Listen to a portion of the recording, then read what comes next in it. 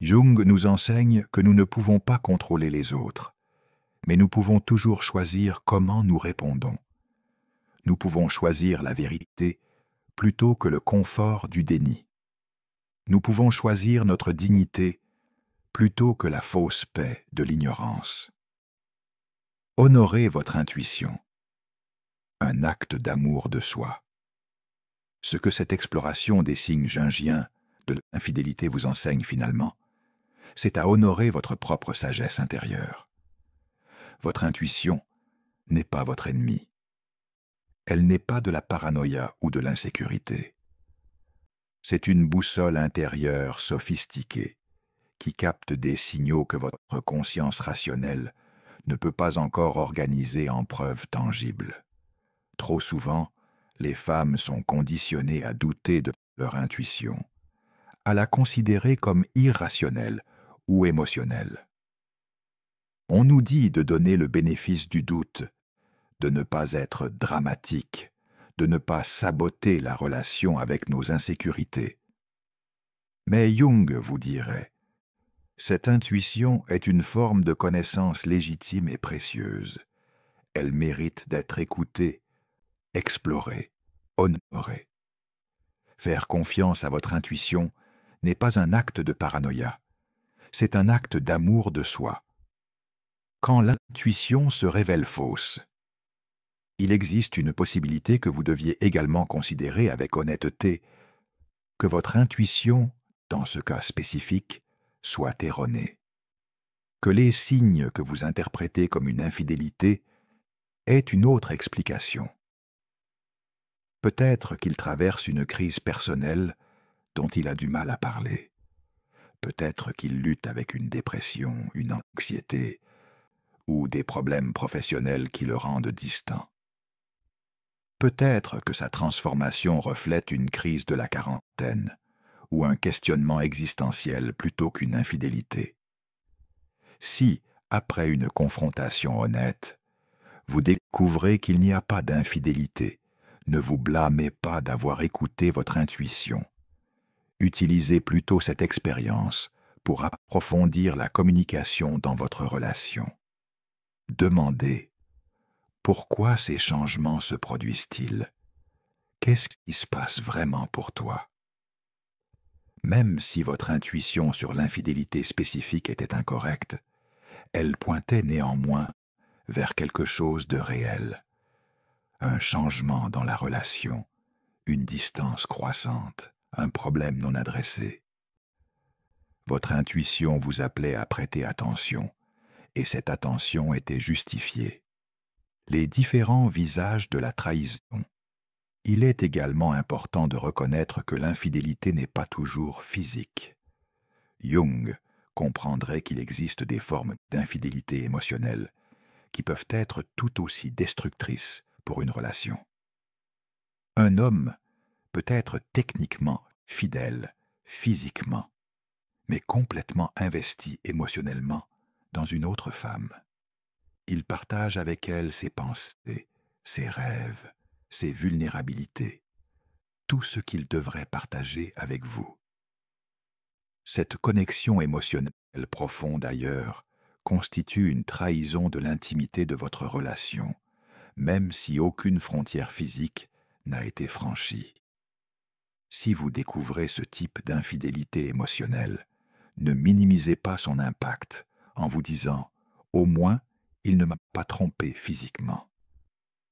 La trahison émotionnelle peut être tout aussi blessante, car c'est l'intimité du cœur et de l'âme qui a été donnée à quelqu'un d'autre.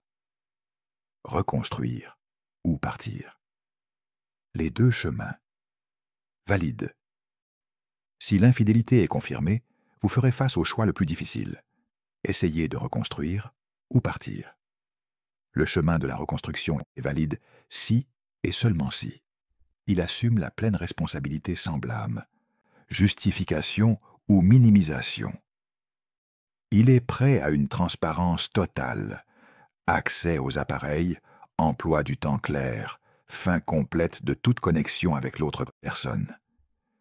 Il s'engage activement dans un travail thérapeutique pour comprendre pourquoi il a fait ce choix. vous voyez des actions cohérentes, pas seulement des promesses. Vous sentez que vous voulez vraiment reconstruire, pas seulement que vous devez le faire par peur d'être seul. Le chemin du départ est valide. Si vous sentez que la confiance est irrémédiablement brisée, il minimise, justifie ou continue à mentir, même après la découverte. Ce n'est pas la première fois, et les promesses de changement n'ont jamais été tenues. Vous réalisez que vous méritez mieux et que vous ne pouvez pas guérir dans la relation qui vous a blessé. Votre intuition profonde vous dit que c'est terminé, même si votre peur veut s'accrocher. Ni l'un ni l'autre de ces chemins n'est supérieur. Le choix dépend de votre situation spécifique, de votre histoire, de ses actions concrètes, et surtout de ce que votre self le plus profond et le plus sage vous dit. La guérison, retrouvez votre centre. Que vous choisissiez de rester ou de partir, la guérison de cette blessure prendra du temps. La découverte de l'infidélité, ou même le simple soupçon prolongé, est un traumatisme psychologique réel. Jung vous rappellerait que la guérison n'est pas linéaire. Vous aurez des jours où vous vous sentez forte et claire, et des jours où vous vous effondrez. Des moments de colère intense, suivis de moments de tristesse profonde, suivis peut-être de moments de numbness émotionnelle. Tout cela est normal et fait partie du processus. Les étapes de votre guérison incluront le deuil de la relation que vous pensiez avoir.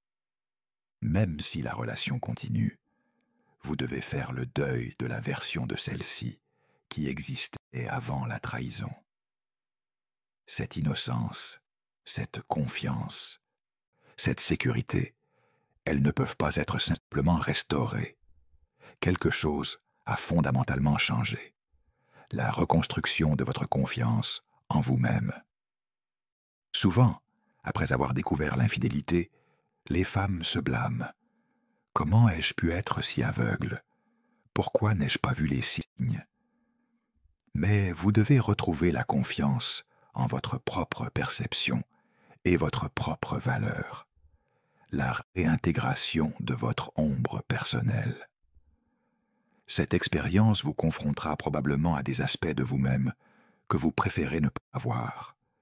Votre rage, votre désir de vengeance, votre capacité de haine, votre vulnérabilité profonde. Accueillir ces aspects plutôt que de les réprimer fait partie de votre propre processus d'individuation. La redéfinition de vos frontières et de vos valeurs.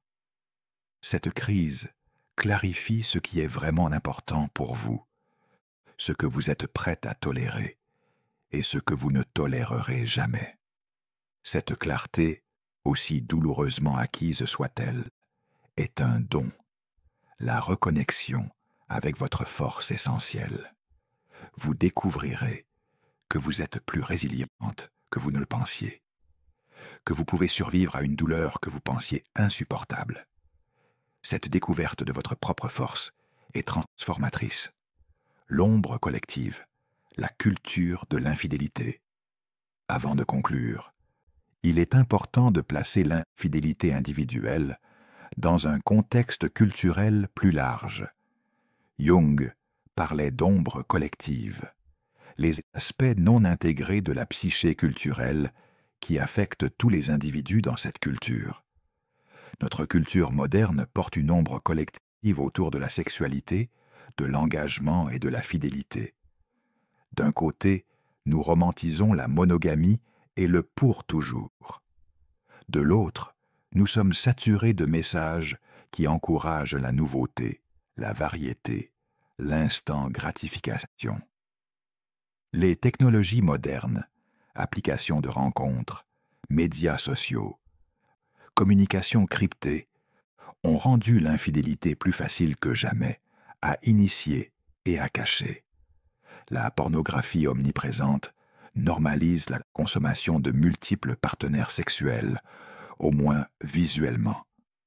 Cette ombre collective ne justifie pas l'infidélité individuelle, mais elle crée un contexte où les tentations sont multipliées et où les rationalisations sont facilement disponibles. Reconnaître cette dimension collective peut vous aider à ne pas personnaliser excessivement la trahison. Ce n'est pas seulement à propos de vous, de votre désirabilité, de votre adéquation. C'est aussi à propos d'un homme pris dans des forces culturelles plus larges, qu'il n'a pas la conscience ou l'intégrité pour résister. Le masculin mature, ce qui est possible. Terminons sur une note d'espoir concernant ce qui est possible quand un homme fait son propre travail d'individuation jungienne. Un homme qui a intégré son ombre, qui a développé sa conscience, qui a fait son travail thérapeutique, qui comprend les complexes qui le gouvernent. Cet homme peut choisir consciemment la fidélité, non pas par répression ou contrainte externe, mais par intégrité authentique. Il comprend que l'infidélité ne vient pas d'un manque dans sa partenaire, mais d'un manque en lui-même.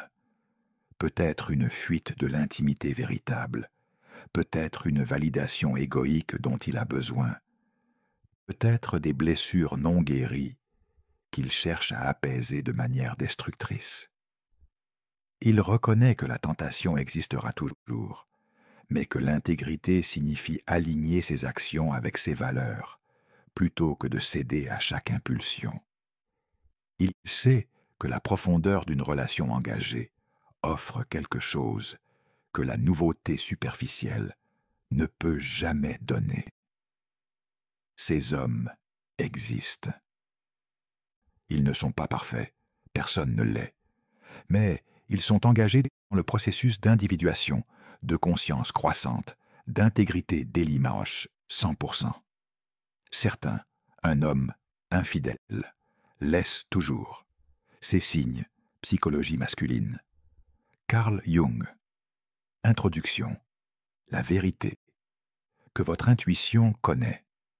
Déjà, vous ressentez quelque chose, un changement subtil que vous ne pouvez pas exactement nommer.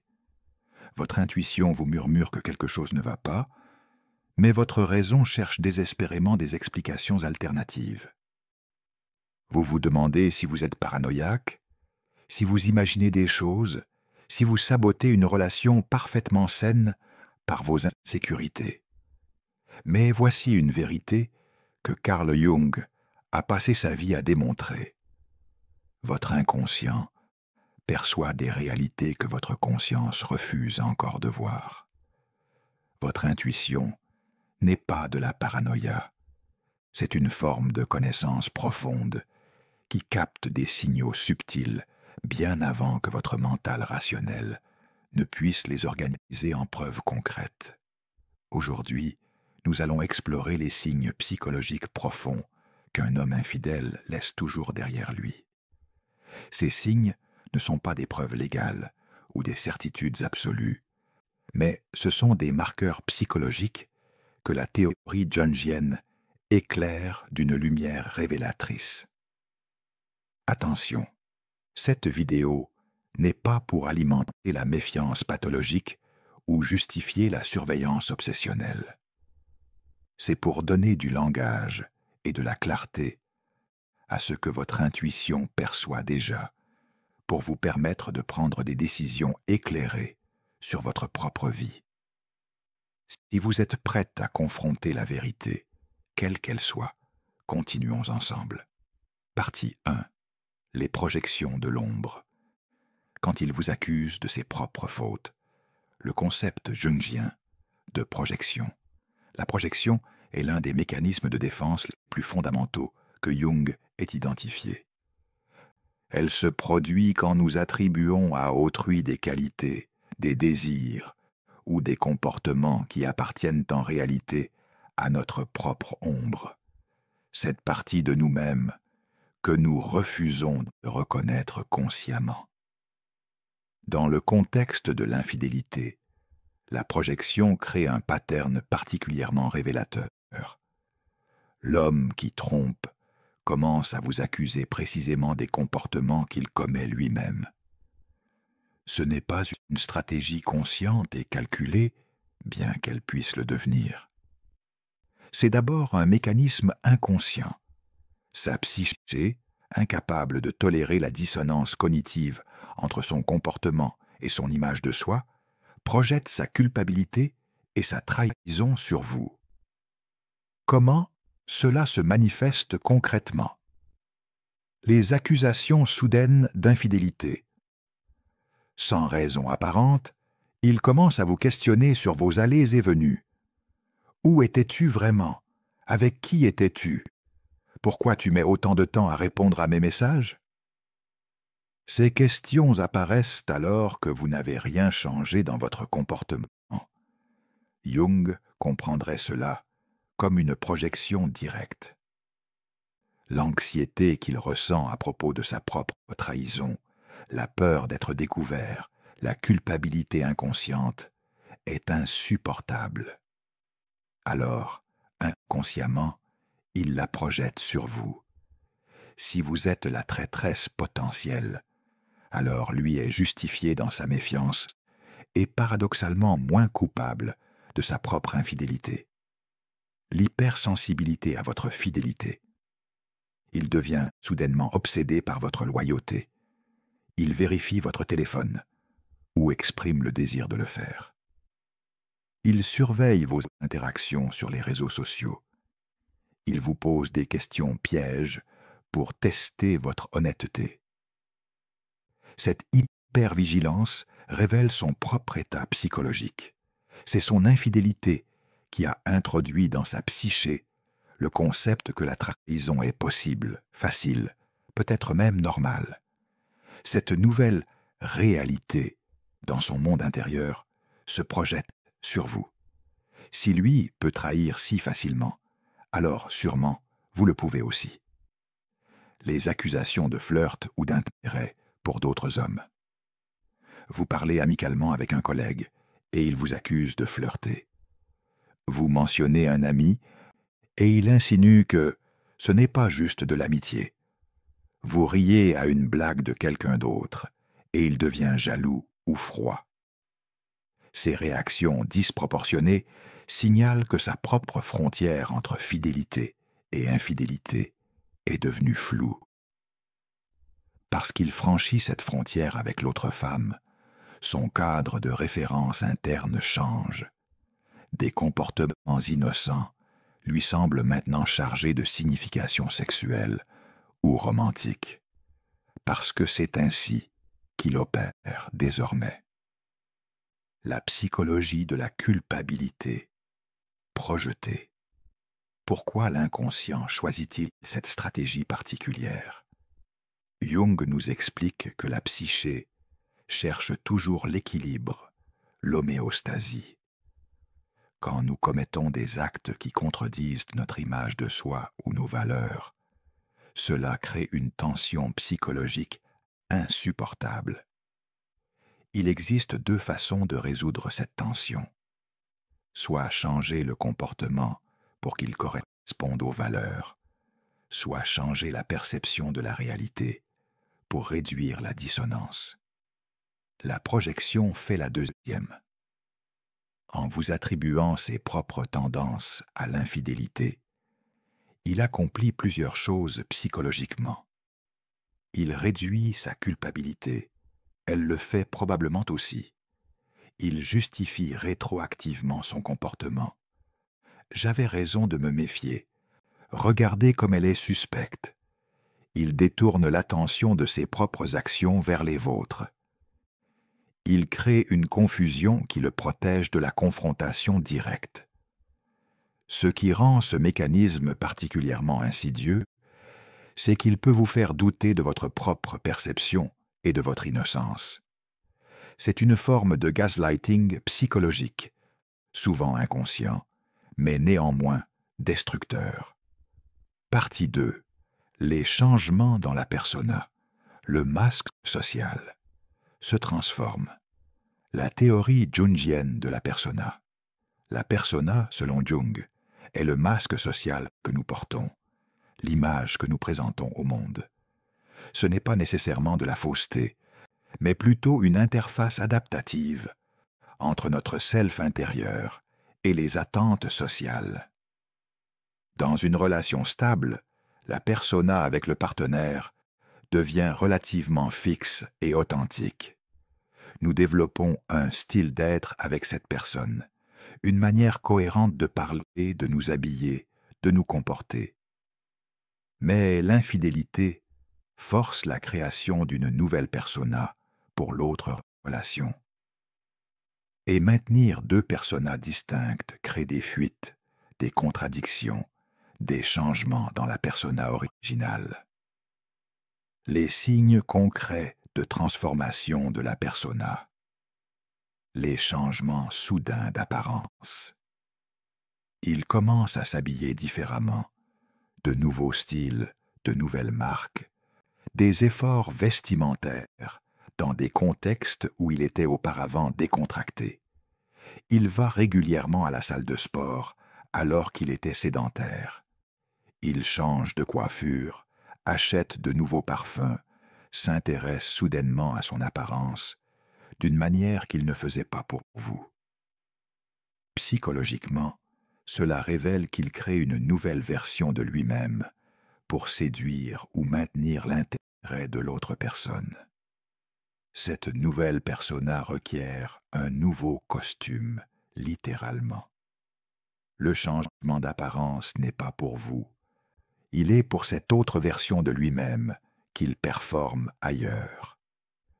Le changement de langage et de vocabulaire. Il commence à utiliser de nouvelles expressions, de nouveaux mots, de nouvelles références culturelles qui ne font pas partie de votre univers partagé. Il mentionne des films ou de la musique qu'il n'a jamais discuté avec vous. Son style de communication subtil se modifie.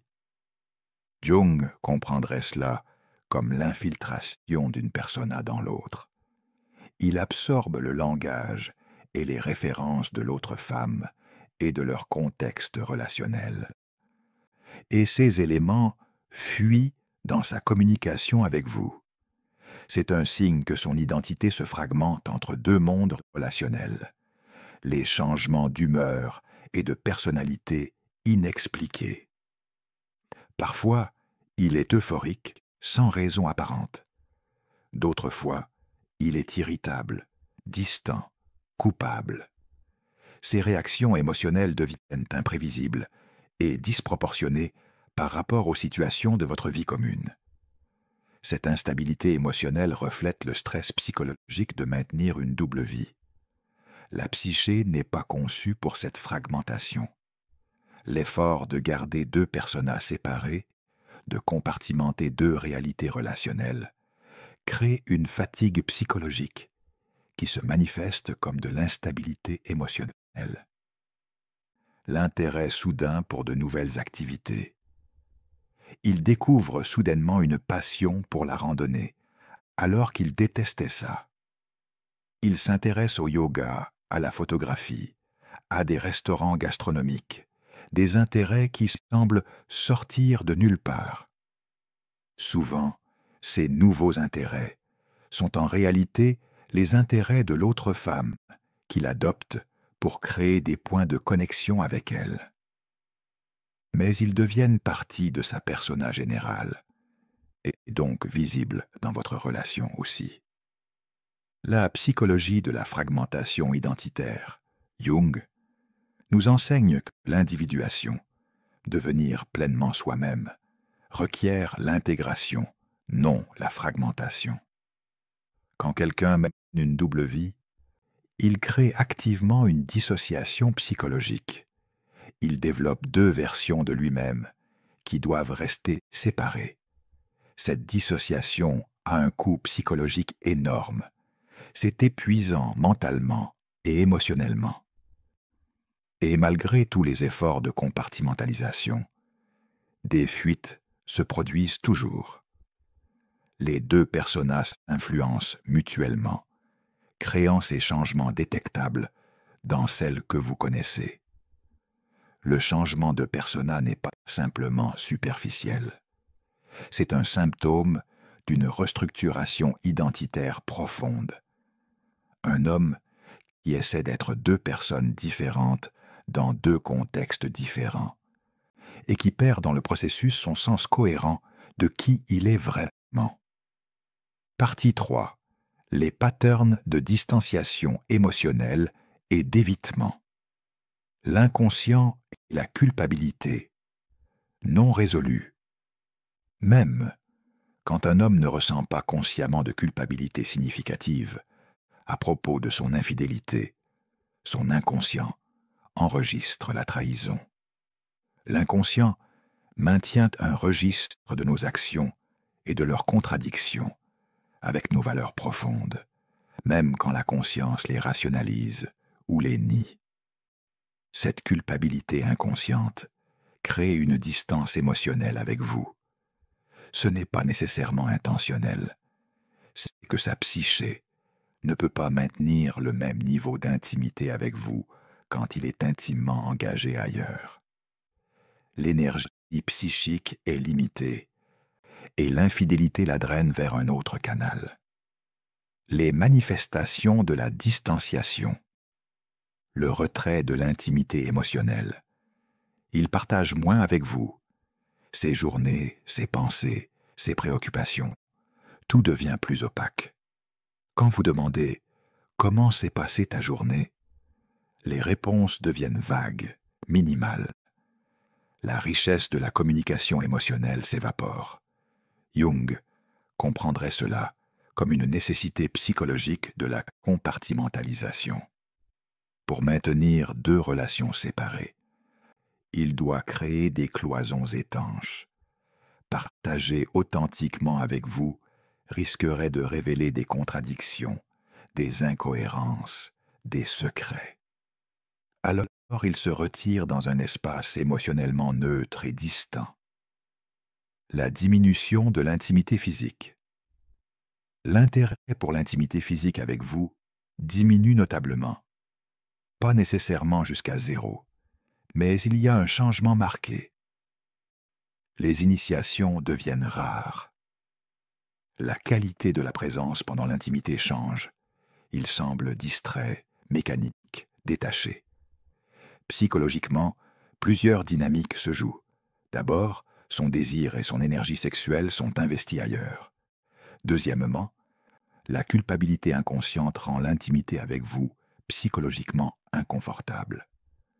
Troisièmement, dans sa psyché, il a déjà quitté la relation à un niveau profond, même s'il reste physiquement présent. L'évitement de la profondeur conversationnelle. Les conversations sur le futur, sur la relation, sur les sentiments, deviennent des terrains minés qu'il évite activement. Il change de sujet, devient défensif, ou minimise l'importance de ces discussions. Cet évitement est logique. Discuter du futur avec vous, quand il est émotionnellement investi ailleurs, crée une dissonance cognitive insupportable. Parler de vos sentiments lui rappelle sa trahison.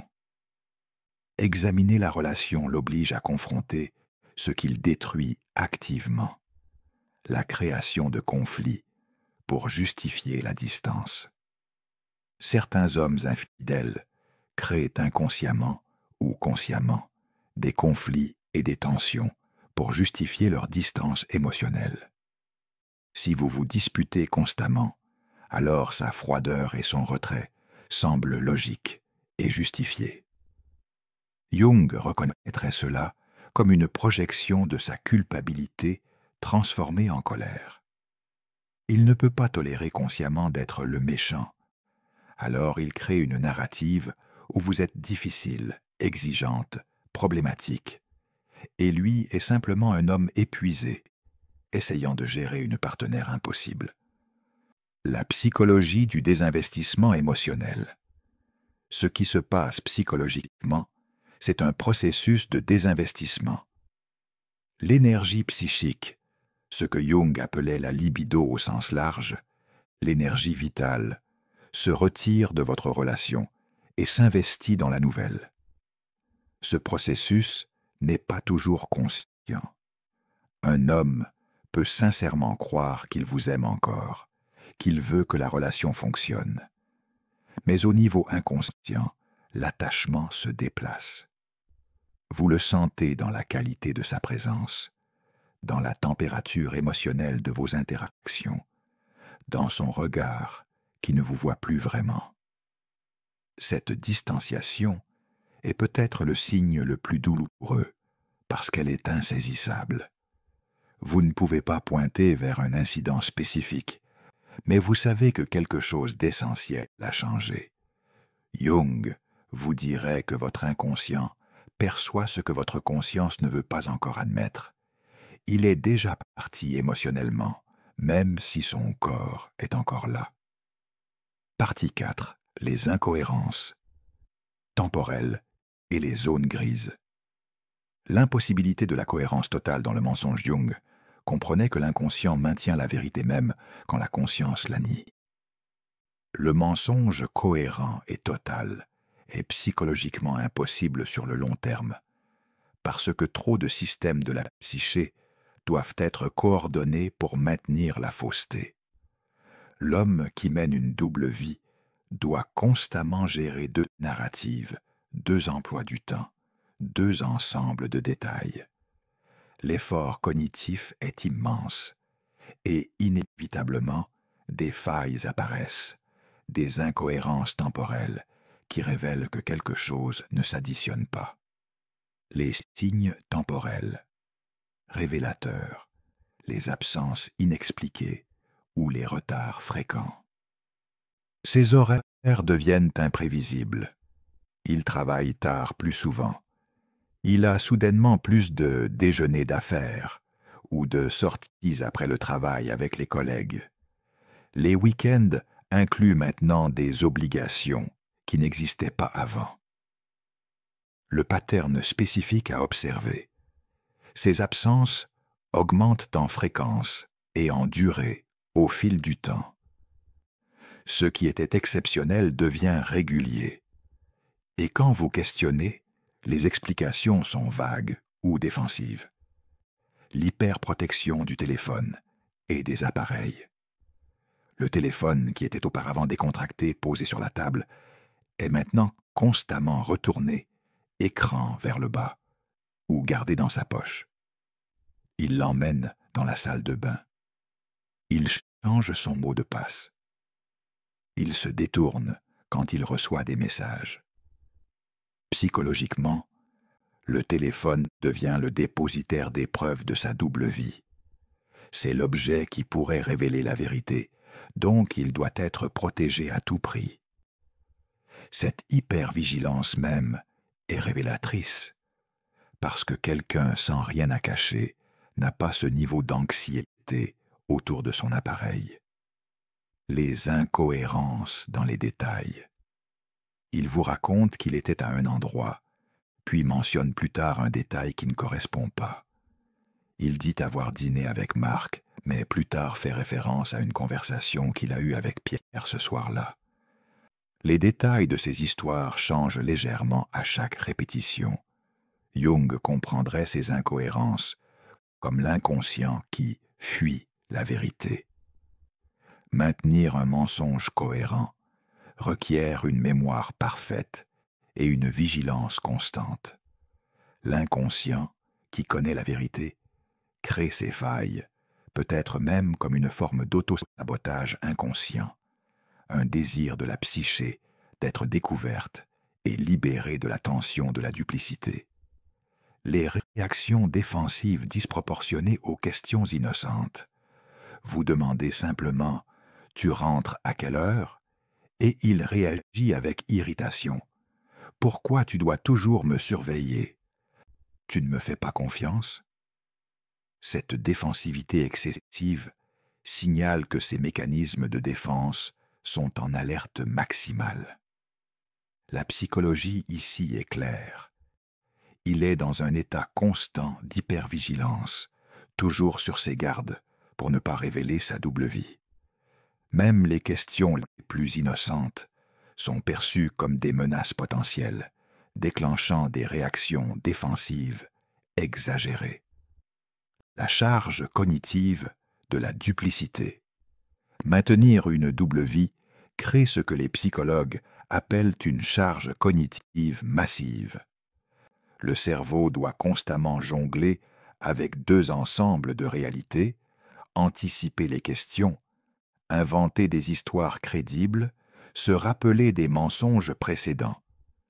Cette charge se manifeste de plusieurs façons: fatigue chronique, difficulté de concentration, erreur dans les détails, moments d'absence mentale. L'homme infidèle peut sembler plus stressé, plus oublieux, plus distrait, non pas à cause de problèmes au travail ou ailleurs, mais à cause de l'effort mental épuisant de maintenir la façade. Jung nous rappellerait que la psyché résiste à la fragmentation et cherche toujours l'intégration et la vérité. Les incohérences et les failles ne sont pas de simples erreurs, ce sont les manifestations de cette résistance psychologique profonde contre la vie scindée. Partie 5. Les changements dans les patterns financiers. L'argent, comme trace matérielle de l'énergie psychique.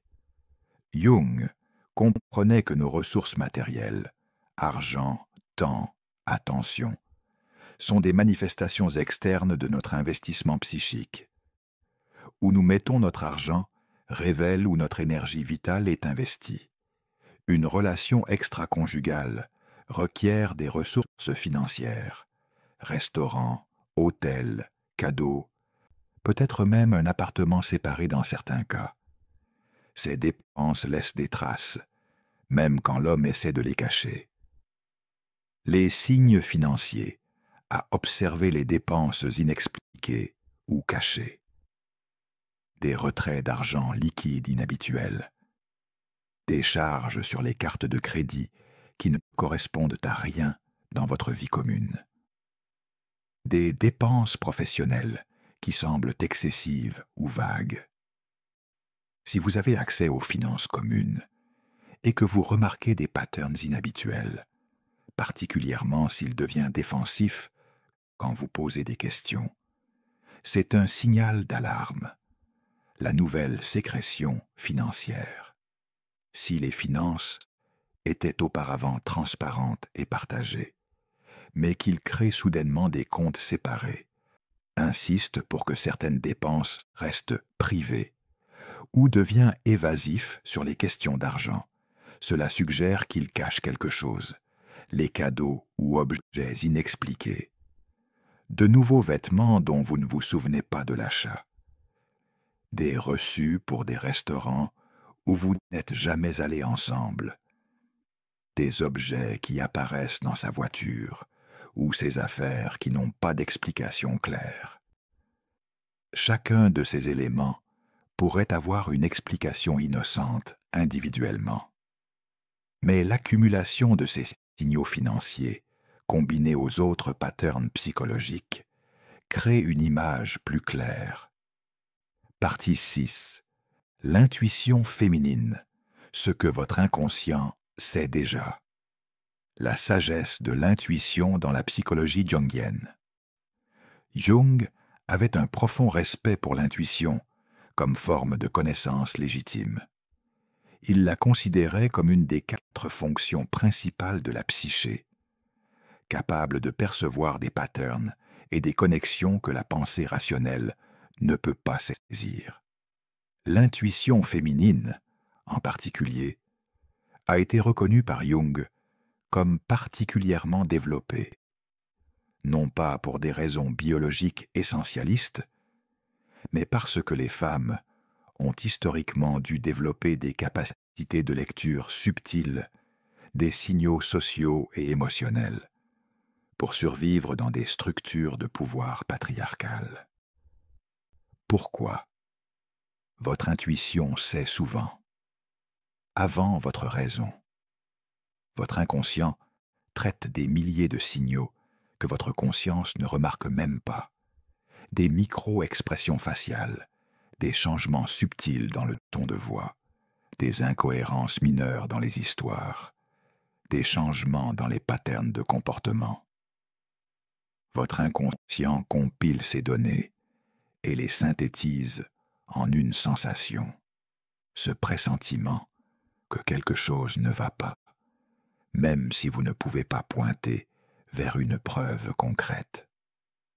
Jung vous dirait, faites confiance à ce pressentiment, ce n'est pas de la paranoïa. C'est votre psyché qui essaie de porter à votre attention consciente ce qu'elle a déjà perçu à un niveau plus profond. Comment distinguer l'intuition de l'anxiété? Bien sûr, il faut distinguer l'intuition authentique de l'anxiété ou des projections de vos propres insécurités. Voici les différences. L'intuition authentique a une qualité de clarté calme, même si l'information est troublante. S'accompagne souvent d'un sentiment de « je le savais déjà ». Reste cohérente dans le temps, plutôt que de fluctuer selon votre humeur. Pointe vers des patterns spécifiques, plutôt que des peurs générales. S'accompagne souvent de détails concrets que vous avez observés. L'anxiété projective crée une agitation mentale et émotionnelle constante. Change de cible. Aujourd'hui, c'est l'infidélité. Demain, c'est qu'il ne vous aime plus. Après-demain, c'est autre chose. Est alimenté par vos insécurités personnelles, plutôt que par des observations. Vous fait chercher obsessionnellement des preuves, plutôt que de simplement savoir. Disparaît quand vous êtes rassuré temporairement. Si votre pressentiment a les qualités de l'intuition authentique, Jung vous conseillerait de l'honorer, même sans preuve que votre raison peut accepter. La vérité libère, même quand elle blesse. La synthèse des signes jungiens. Résumons les catégories de signes que nous avons explorées, les projections de l'ombre. Il vous accuse de ses propres comportements, les changements de persona. Son masque social se transforme de manière révélatrice. La distanciation émotionnelle, le retrait progressif de l'intimité et de la présence. Les incohérences temporelles, les failles dans ses histoires et son emploi du temps. Les patterns financiers, les traces matérielles de ressources investies ailleurs. Votre intuition, la sagesse de votre inconscient qui perçoit les patterns. Aucun de ces signes seuls ne constitue une preuve absolue, mais l'accumulation de plusieurs de ces patterns, particulièrement sur une période prolongée, crée une image difficile à ignorer. Confrontez la vérité. Dignité et clarté. Si vous reconnaissez plusieurs de ces patterns dans votre relation, vous faites face à un choix difficile. Continuez à ignorer ce que votre inconscient sait déjà, ou confrontez la situation avec courage. Jung vous rappellerait que la vérité, aussi douloureuse soit-elle, est toujours préférable au mensonge. Vivre dans le déni, dans l'ignorance choisie, dans la demi-vérité, fragmente votre propre psyché. Cela vous empêche de prendre des décisions éclairées sur votre vie. Comment confronter avec dignité? Rassemblez vos observations calmement. Ne confrontez pas dans un moment de colère ou d'émotion intense. Prenez le temps de noter mentalement ou littéralement les patterns que vous avez observés. Faites confiance à votre perception. Ne vous laissez pas convaincre que vous imaginez des choses si vos observations sont cohérentes et répétées. Confrontez avec des faits, pas des accusations. Au lieu de « tu me trompes », essayez « j'ai remarqué ces changements spécifiques dans ton comportement et j'ai besoin que nous parlions honnêtement de ce qui se passe. » Soyez préparés à toutes les réponses. Il pourrait nier avec véhémence et peut-être vous convaincre que vous avez tort. Il pourrait admettre partiellement une amitié qui est devenue trop proche. Il pourrait confesser complètement, ou il pourrait devenir défensif et retourner la situation contre vous. Ayez un plan pour vous-même. Avant la confrontation, sachez ce que vous êtes prête à accepter ou non, et quelles seront vos prochaines étapes selon sa réponse. Au-delà de la trahison, votre chemin d'individuation, que vous découvriez qu'il y a infidélité ou non, ce processus de questionnement et d'observation est parti de votre propre chemin d'individuation, le processus de devenir pleinement vous-même. Vous apprenez à faire confiance à votre intuition plutôt qu'à la gaslighter. Vous apprenez à honorer votre perception plutôt qu'à la minimiser. Vous apprenez que votre besoin de vérité et de clarté est légitime et digne. Si vous découvrez l'infidélité, vous ferez face à des choix difficiles. Restez et tentez la reconstruction, ce qui requiert un engagement total de sa part à la transparence et au travail thérapeutique, ou partir pour préserver votre intégrité et votre dignité. Jung vous rappellerait qu'aucun de ces choix n'est faible. Rester et reconstruire requiert une force immense. Partir requiert également du courage. Le seul choix véritablement débilitant est de rester dans le déni, d'accepter les miettes d'une relation brisée, de vous trahir vous-même en ignorant ce que vous savez être vrai. Le don caché dans la crise. Aussi paradoxal que cela puisse sembler, cette crise, aussi douloureuse soit-elle, porte un potentiel de transformation profonde. Elle vous force à confronter des vérités sur votre relation que vous auriez peut-être préféré ignorer. Elle vous oblige à clarifier vos valeurs et vos frontières. Elle active votre force et votre discernement d'une manière que la complaisance confortable ne le fait jamais. Si la relation survit à cette crise, elle peut renaître sur des fondations plus honnêtes et plus authentiques. Si elle ne survit pas, vous émergez plus clair sur ce que vous méritez et ne tolérerez plus jamais. Dans les deux cas, vous grandissez, vous devenez plus pleinement vous-même. Vous apprenez que vous pouvez faire face à des vérités difficiles et survivre, que vous êtes plus forte que vous ne le pensiez. Le message final, vous méritez la vérité. Quelle que soit la vérité de votre situation spécifique, vous méritez de la connaître. Vous méritez de vivre dans la clarté, plutôt que dans le brouillard de la confusion. Vous méritez un partenaire qui vous honore avec sa fidélité et son honnêteté. Si l'homme, dans votre vie, n'est pas capable de cela, ce n'est pas un reflet de votre valeur, mais de ses propres limitations, blessures et choix. Jung nous enseigne que nous ne pouvons pas contrôler les autres, mais nous pouvons toujours choisir comment nous répondons. Nous pouvons choisir la vérité plutôt que le confort du déni. Nous pouvons